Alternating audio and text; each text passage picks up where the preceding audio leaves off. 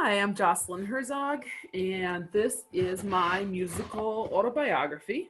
I'm calling it From Klezmer to the Launchpad Stage.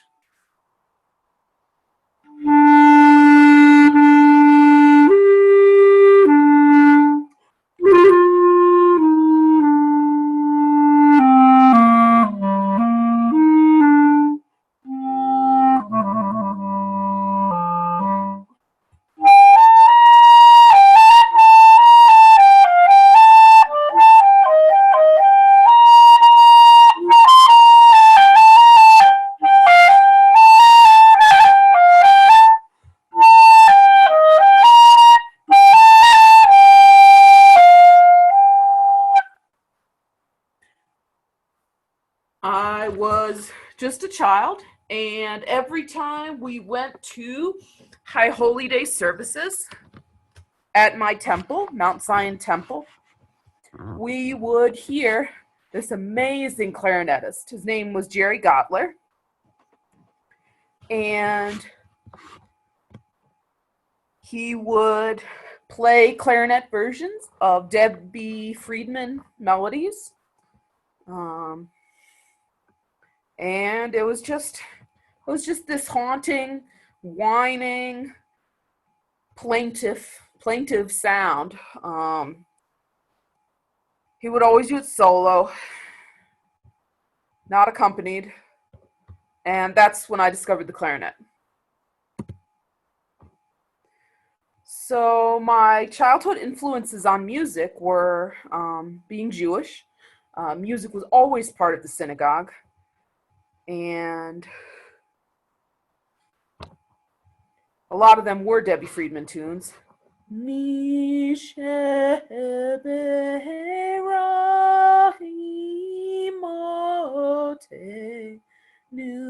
v'chol Avraham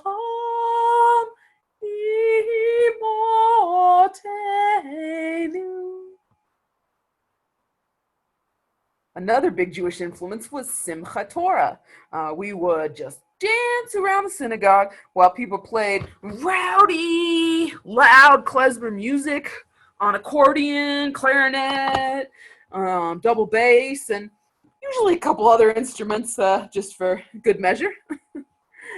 My grandpa Lawrence Goodman, although a very soft-spoken and shy man, loved operettas, and he would sing to his kids a lot.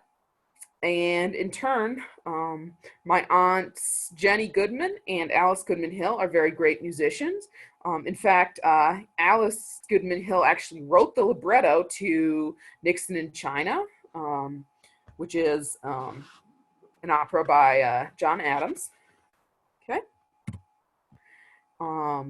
So I was in fourth grade, and I was thinking about getting a CD. It was my first CD. I'd never gotten a CD before. So, strange child that I was, I just walked straight to the world music section, and I randomly picked one that was a pretty color, light blue, and it was a CD by Idir, who is a Algerian folk singer, kind of loosely associated with the Ra'i music. And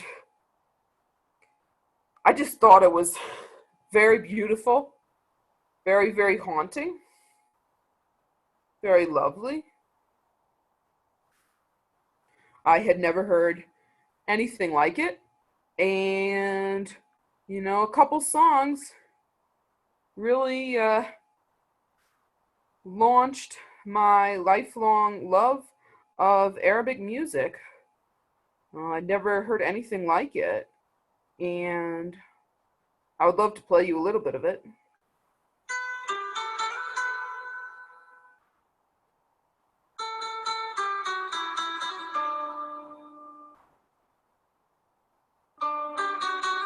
My love of Arab and Muslim cultures has taken me very far to different places in my life.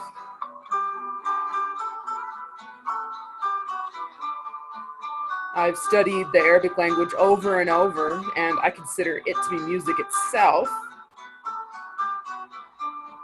I studied in Egypt for about 6 weeks. I lived in a Muslim country called Turkmenistan for 2 years, and last summer I spent a whole month in Tunisia.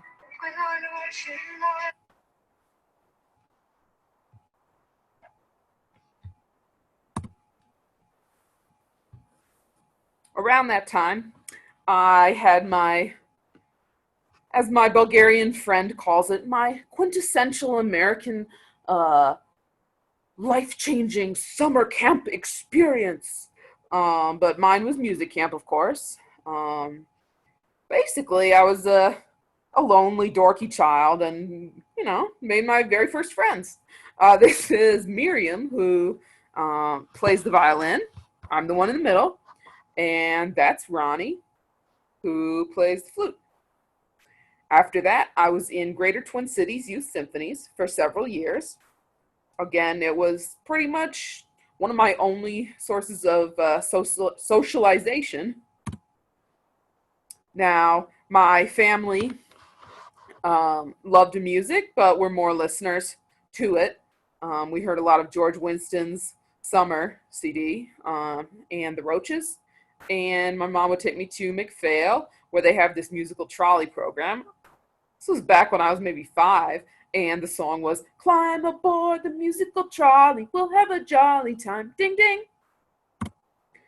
Um, I discovered classical music when I was a teenager. I decided that Mozart's Jupiter Symphony was my second favorite piece in the entire world. The fourth movement, I experienced profoundly. I felt like God was talking to me. I felt like someone had discovered the secret of the universe, and it still sends shivers up my spine, no lie, when I listen to that song. Now, the songs that I played personally were basically anything by Chopin, but I loved the nocturnes and the polonaises the best. And then on clarinet, I started to get really serious as a teenager. The Weber Concertino, the Weber Clarinet Concerto, one of them anyway, and the Mozart Clarinet Concerto were some of my favorites. I went to Oberlin College, and my friends and I would sing magnetic field songs all day and all night. We thought we were cool. We would walk down the street singing them loudly. Um, my friend and I would also sing and dance to Khaled's Aisha. That's another one of those Ra'i songs from Algeria that I was telling you about before. And I also put on my own concert series. I wrote a play for it, and I did a bunch of research, dug up composers from the Holocaust, Victor Ullmann, Hans Krasse, Gideon Klein, and we put on basically a narrated concert with fictional narration. Oberlin College had something called organ pump, and we would lay on the stage and feel the vibrations of the organ. In a way, this was a type of exposure to music therapy um, when I was age 18 to 22. But I also played the organ myself. Imagine this young Jew with sausage curls playing an organ in local churches. I was in the Peace Corps after that, and there was a lot of Russian and Turkish music. That was pretty cool. We listened to a lot of Chili. Prestuplenia actually means crime. And another song that came out was Run the Show by Cat DeLuna and Busta Rhymes. And there was a lot of dutar and throat singing going on at the school. My students would learn about that in their Turkmen language class. And I went to social work school after that. I had many friends that were international students. Well, after all, I had just got back from Turkmenistan. I didn't feel adjusted to the United States, and neither did they. So we made great pairing. Um, I am still friends with a lot of these people to this day. The Vietnamese students pretty much adopted me on International Dance Day, International Festivals dance program. And so we made a bunch of Vietnamese food and we danced a Vietnamese dance and we made fake drums. I got into LGBT bands shortly after that. I was in two different ones, one called Band Together in St. Louis, and another one called Encantada, the Band of Enchantment in Albuquerque, which is the one that you can see on the screen. Now, my little sister is a tremendous influence on me, and I would like to think I'm a very large influence on her as well. She is an amazing human being, a rock star scientist, and just a rock star in general. She is always, she is always playing out in Somerville, Massachusetts. And here's one of her songs.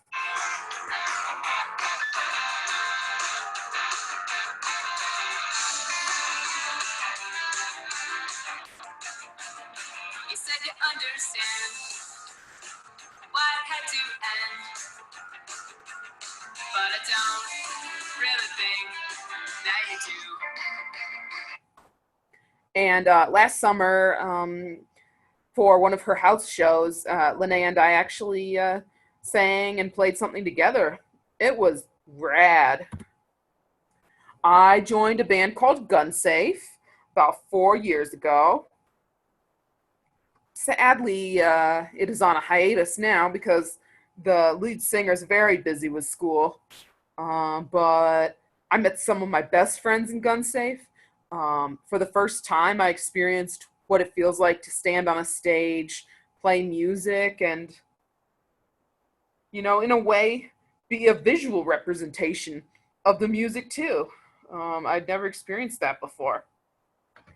Here is a song that we recorded very informally in someone's living room.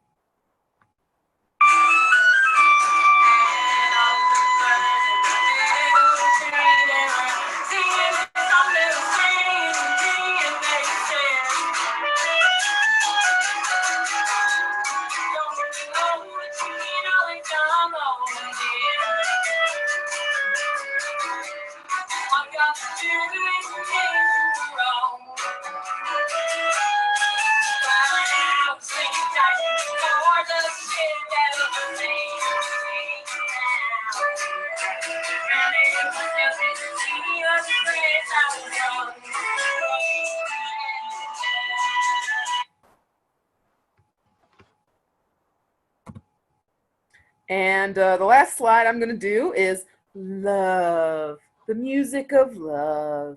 I met my fiance about 3 years ago. No, it has to be 3.5. Our second date was at a Red Elvis's concert. It was a lot of fun. And he's also introduced me to some really great music since then. John Hyatt, Frank Turner, and Stephen Kellogg. And we even went to a Frank Turner concert. It was so good.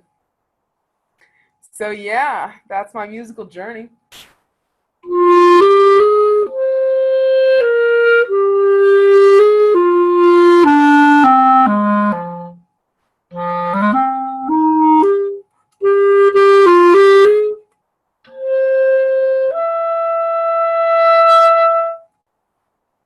Hope you guys enjoyed it, and thank you.